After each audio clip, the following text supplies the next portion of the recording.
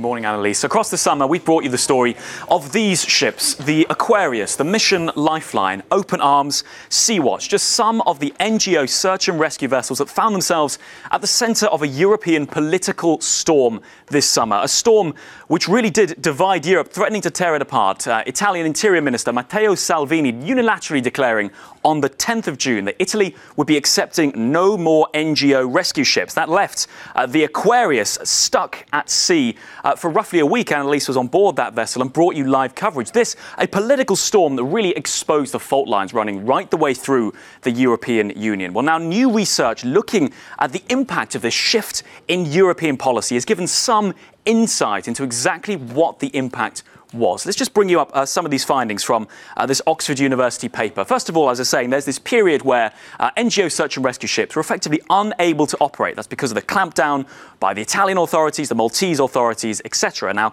just have a look at this. These are the figures of the number of drownings in the Mediterranean. You can see here in April, roughly 20 reported dead and missing, 11 dead and missing in May. But look at this. This is June when that shift in policy took place. And there is now a sharp rise to 451 deaths reported for June. So here the researchers are suggesting that the shift in European policy, by Matteo Salvini leading the way, led to a sharp rise in the number of drownings. Now, another backbone of Matteo Salvini's policy was to shift the emphasis for search and rescue off charity NGO vessels and onto the recently formed Libyan Coast Guard. In a headline-grabbing visit, which Matteo Salvini tweeted all the way through, he went to Tripoli and met with authorities there, pledging Italian support, ships, financial and political support to the authorities there if the Libyan Coast Guard led the way in search and rescue. Libya actually had a new search and rescue zone created. Now, at this same time, NGO ships were effectively being barred from joining in the rescues.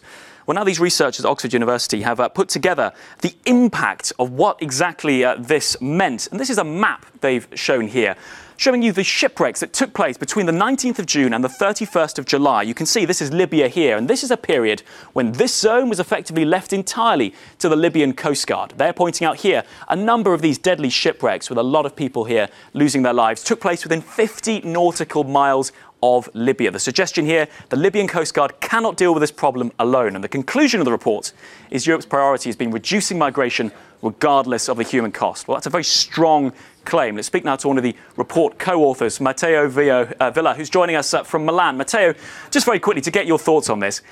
Regardless of the human cost, how did you reach that conclusion? Well, as you showed, in last year arrivals to Europe and Italy in particular had declined considerably, but at the same time deaths at sea had declined. And this was an important achievement by the previous strategy. While over the last months, arrivals have dropped even more, but deaths have spiked. So we should think about the cost opportunity of doing so, and this is what we were considering at first. And second, let's always remember that unless conditions in Libya improve dramatically, lower arrivals to Europe will mean more migrants being stuck in Libya unless we find a solution to that. So, yeah, in terms of that, being stuck in Libya, the recent instability, approaching Tripoli, the fighting, I mean, what does this mean for Europe's long-term strategy of relying on the Libyans? Well, relying on the Libyans, I mean, looking at Libya as a united country may be a bit of a stretch, but and the instability in Tripoli shows it. One thing is for sure, some militias have proven very reliable in limiting migrant departures, and the Libyan Coast Guard continues to bring back migrants. But we should always bear in mind that if you ask for help, those helping you can try to extract favors in order to keep helping you. And this is exactly the risk that Italy and the European Union are running right now.